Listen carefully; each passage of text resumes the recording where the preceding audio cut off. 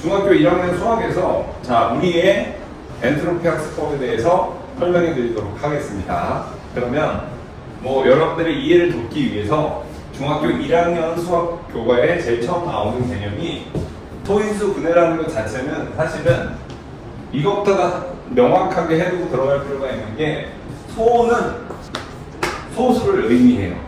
그리고 당연히 인수의 개념을 알아야 되고 분해해야 된다는 개념이 있어요. 그러면 소수는 여러분들도 알 수 있지만 약수가 1과 자기 자신밖에 없는 수를 소수라고 하고, 인수는 예를 들어서 A라는 수가 있으면 A를 이렇게 동그라미, 세모, 별을 고배 형태로 이렇게 분리해 놓을 수 있는 상태를 얘가 인수 이렇게 되는 거예요. 그러면 소인수라는 것은 소수인 인수라는 거니까 여기에 이렇게 분해되어 있는 이러한 것들이 다 뭐다? 소수다 라는 걸 알 수 있어야 돼요. 140을 소인수분해 해보세요. 그러면 보통 여기 이렇게 해서 소수 중에 가장 작은 2로 얘를 만들어줄 수 있는 거는 2, 7, 14에서 140이 되는 것이고, 다시 70은 다시 2로 나누면 35가 되고, 35는 다시 2로는 나눌 수가 없고 5하고 7로 나눌 수가 있어요. 그러면 140을 소인수분해 해보세요. 그러면 2 곱하기 2 곱하기 5 곱하기 7이 돼요. 이렇게 소수인 인수의 꼴로 분해하는 것을 소인수 분해라고 하는 거죠. 그래서 이 자체는 사실은 어려운 개념이 아니에요. 물론 뭐 어렵다고 느끼는 사람들도 있을 수 있지만, 그런데 문제는 어떻게 하냐면 140이라는 수에다가 자연수 중 가장 작은 A를 곱했더니 그 결과 제곱수가 되게 하는 그 A의 값과 그 만들어지는 제곱수를 B라고 할 때 A 플러스 B는 얼마일까요? 라는 문제가 나와요. 봅시다. 140을 소인수 분해하는 거는 뭐 이렇게 2호에서 70, 2호에서 35, 5, 7, 35에서 쉽게 이렇게 소인수 분해할 수 있었죠. 그런데 정작 문제는 이런 식으로 나온단 말이죠. 140에다가 자연수 A를 곱했더니 그 결과가 어떤 제곱수의 형태가 돼야 된다라는 조건을 만족시키는 A 값과 그 제곱수 B를 구하시오. 이렇게 문제가 되는 거예요.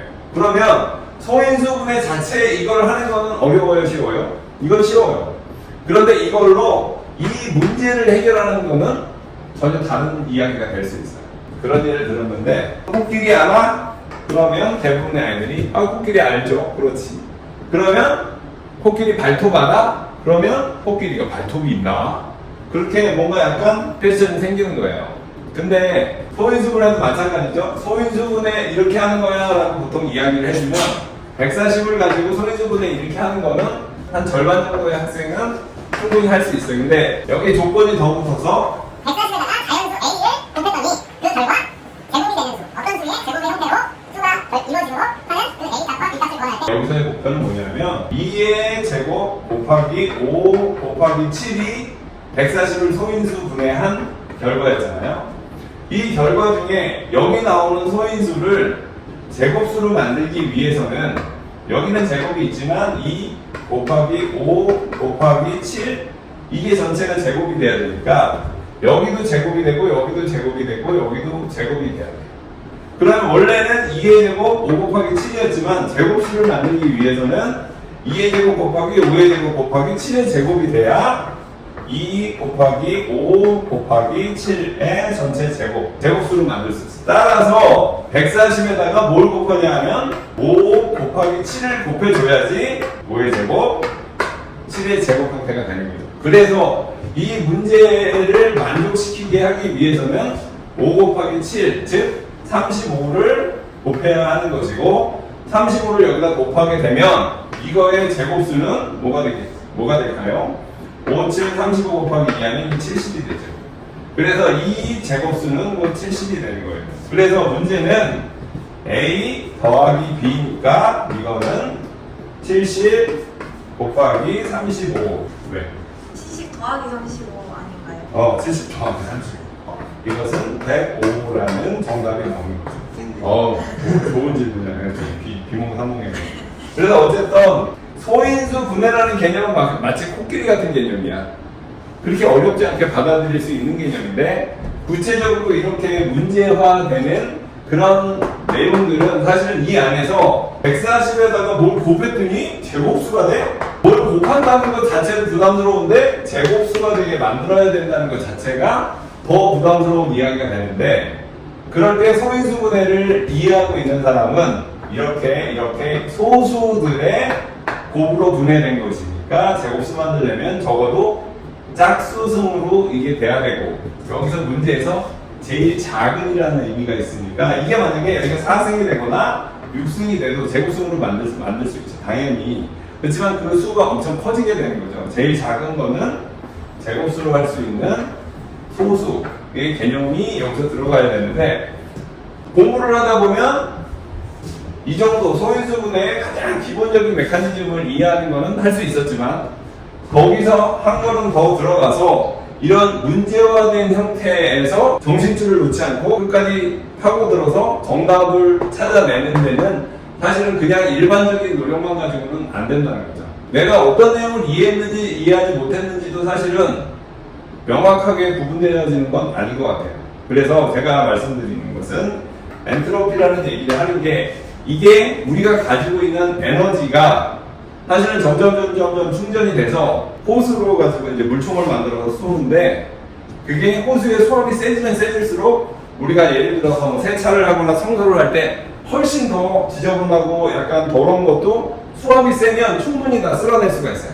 근데 쫄쫄쫄쫄쫄 흐르는 물 가지고는 내가 뭘 청소를 할래도 청소가 제대로 안 되는 것처럼 우리 머릿속에 있는 지적인 엔트로피, 스타드 엔트로피, 브레인 엔트로피가 계속 높은 상태로 유지가 되어 있을 때 공부를 할 때 공부에 대한 효과나 그거의 유용성, 역량을 훨씬 더 높은 상태로 만들 수 있다는 얘기를 하고 싶은 거예요. 저는 수학 같은 경우 가장 기본적인 소인수분해 같은 경우를 가지고도 이런 얘기를 할 수 있고 또 영어 같은 경우에도 예를 들어서 영어 문법 중에 가장 많이 등장하는 투부정사라는 문법이 있어요. 그러면 일단 투부정사가 뭔지를 알아야 되잖아요. 그러면 투부정사가 뭘까요? 투부정사는 일단 부정사, 정해져 있지 않은 말이란 뜻이에요. 그럼 부정사를 왜 정해져 있지 않은 말이라고 할까요?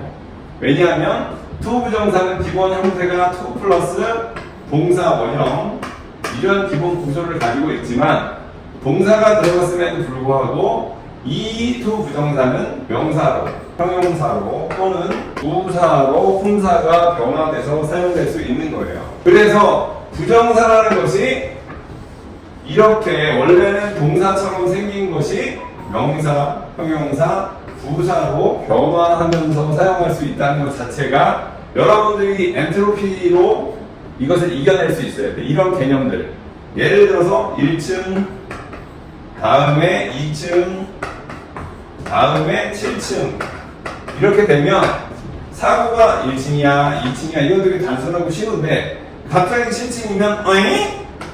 왜 갑자기 7층이 됐지? 라는 생각을 하게 되잖아요. 그러면 여러분들이 두뇌가 생각하는 이런 방식에서 뭔가 뛰어넘는 워프되는 이런 상황 속에서의 이 논리 구조를 이해하는 데는 에너지가 필요하다는 거죠. 그 에너지를 우리는 강화시키고 좀 더 활성화시켜서 여러분들이 공부하는데 효능감, 효율감을 느낄 수 있게 만드는 게 우리 SNC의 교수법이고 교육 방법이라고 하면 알 수 있을 것 같아요. 더 많은 예와 더 많은 내용으로 다시 찾아뵙겠습니다.